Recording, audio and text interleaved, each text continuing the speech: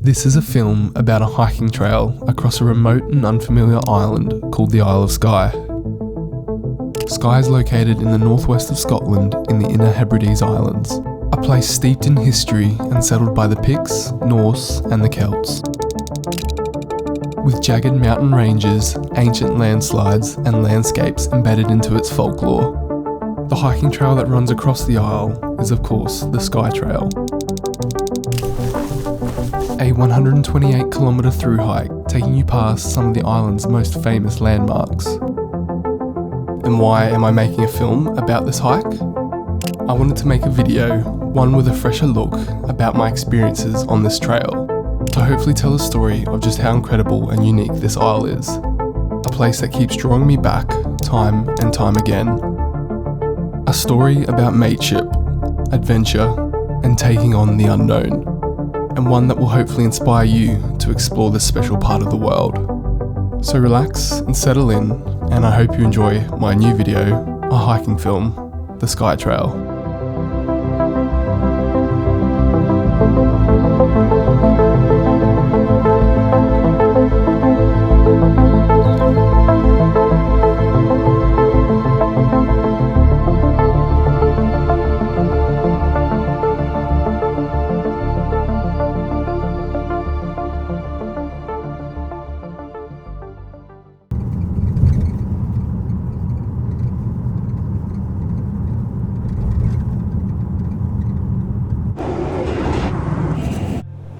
Our journey begins here, in Duntulm, the most northerly point on the Trotternish Peninsula.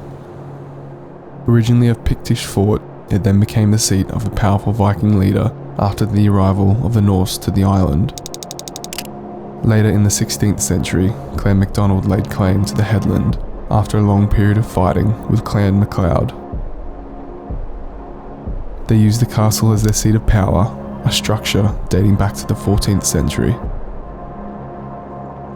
Nowadays, it is a remote coastline with a few scattered farm buildings and villages in the area. The stunning Thru-Hike headland and what remains of the castle attracts walkers and thru-hikers alike.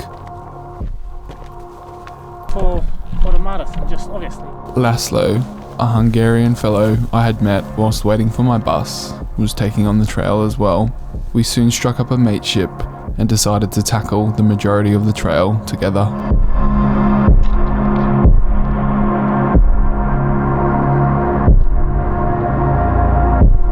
We would soon arrive at Fluttergarry, a friendly small little village isolated on its own on the coastline. It's here where some walkers choose to rest at the hostel for the night or eat at the hotel. We decided to push on to the ominous formation of the Quairan, the beginning of the Trotternish Ridge.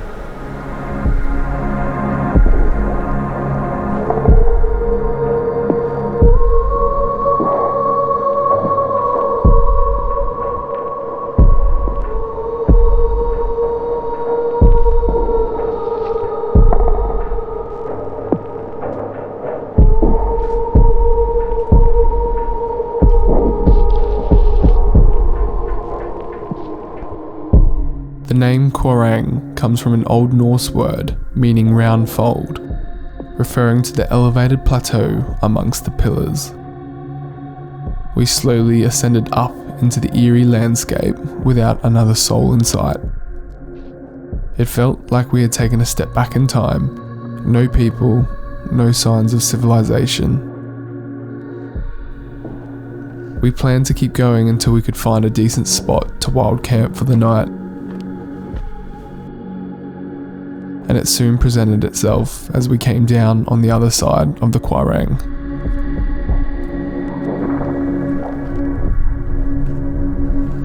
We settled in for night one in Skye's wilderness. Day 2 would see us take on the Trotternish Ridge. The Trotternish Ridge is a 30km ancient landslip running the length of the peninsula. Dinosaur footprints have been found in the area, along with Mesolithic hunter-gatherer sites dating back to the 7th millennium BC. We started our ascent into a thick cloud of mist and fog, not really aware of what we were getting ourselves into. Disorientated given the lack of way marking and inability to see further than 30 meters, we had to backtrack often to rejoin the trail.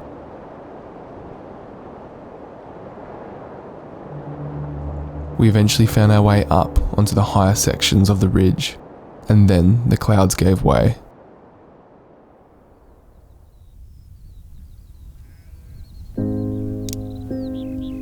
Colours look great, hey?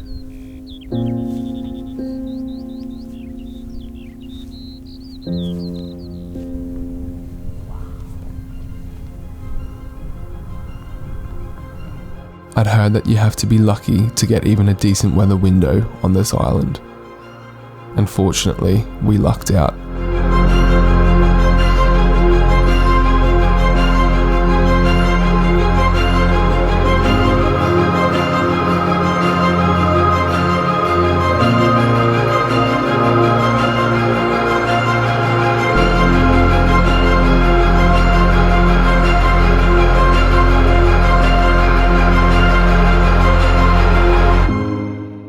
And just as quickly as we had reached the highest points of the ridgeline, we had come back down.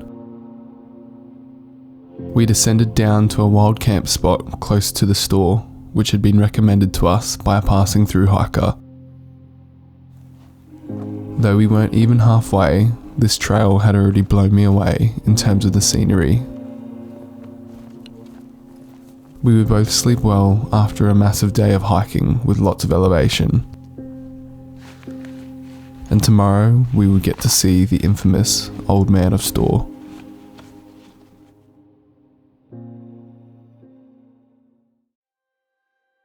Day 3 begins with clear skies and a fresh motivation to push on to the old Man of Storr. The Storr, where we wild camped, is a rocky hill that arose as a result of the Trotternish landslip.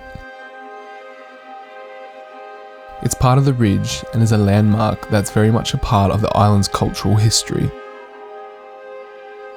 Just below it sits the Old Man of Storr and the Needle, a unique, jagged pinnacle rock formation, one of the main attractions to the island.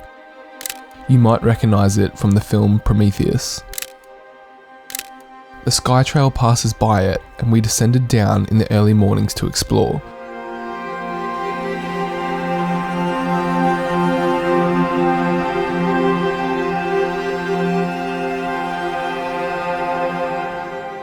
It was my third time visiting this special location, and it stuns me every time.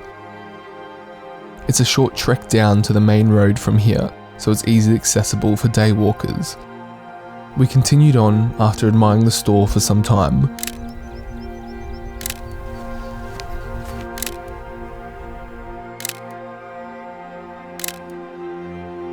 The next section takes you below the Trotternish Ridge, on towards Portree, a small town that's seen as the Isle's capital.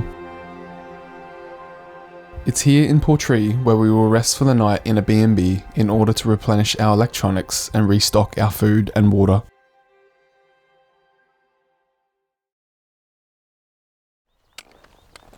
Day 4 would take us from Portree to Sligachen, a glen situated at the base of the Cuillins, which are a series of mountain ranges near the centre of Skye.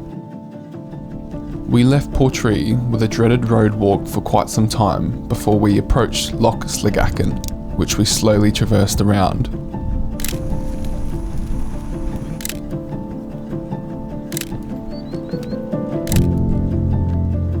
We soon passed the small settlement of Sligachen, with the Cuillins looming off in the background, and we ascended up to their base.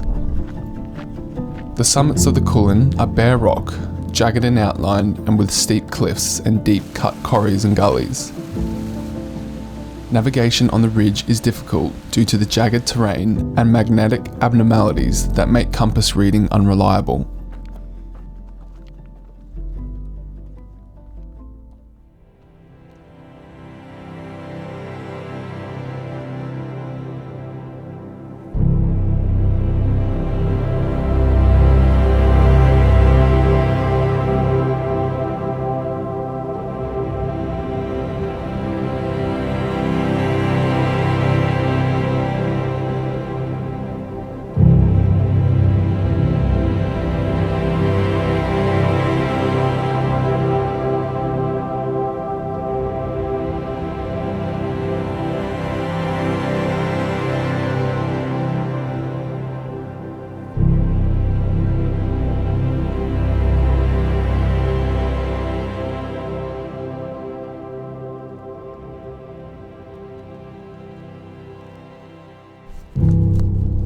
We later descended back down to the glen from the Cuillins to set up our tents.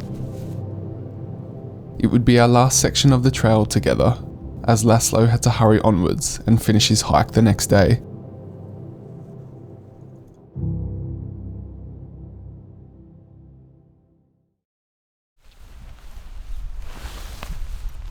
Day 5 would see me hike through the stunning Sligachen Glen on my own, which divides the black from the red Cuillins, two of Skye's great mountain ranges. Laden with myth and history of great clan battles, there was a sense of solitude and darkness. Despite the lack of earlier human presence in the mountains themselves, there is much evidence of historic settlement in the surrounding glens, with prehistoric hut circles found in Glen Brittle and a stone circle identified in Glen Sligachen. There is not much elevation on this section, but it has some of the most scenic landscapes of the whole trail.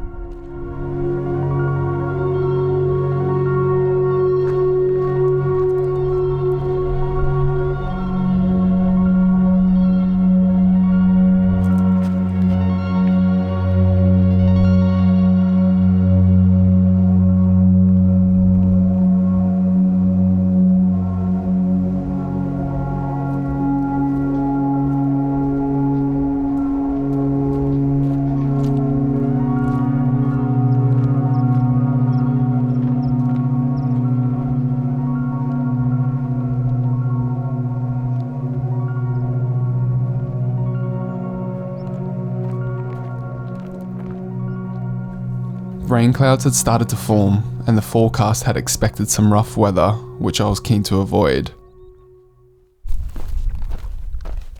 I rushed on until I reached Turin, a small settlement in the south of Skye by the coast. I had completed 2 sections in that one day, keen to try and avoid the rain. I would solo wild camp here for the night before the final push in the morning.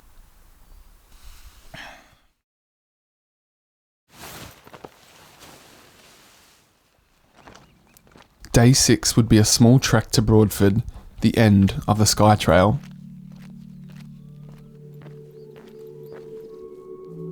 This section takes you by some old abandoned stone buildings, remnants of the Highland clearances, a dark chapter in the history of Skye and the Scottish Highlands.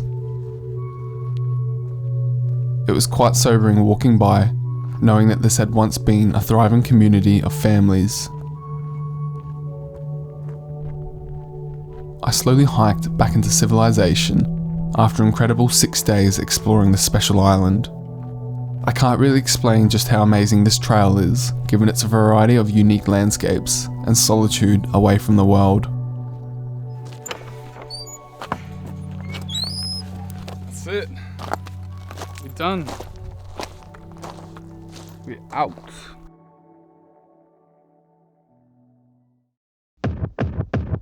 So I hope you guys enjoyed that video of me hiking the Skye Trail. I really can't recommend that trail enough. It's one of my most favourite trails, and that's the reason why I've made a second video about it now. Plus I also wanted to make a better video with my better editing, which I think has changed a lot in the last 2 years. If you've got any questions about the hike, drop a comment below. I'll get back to you as soon as I can.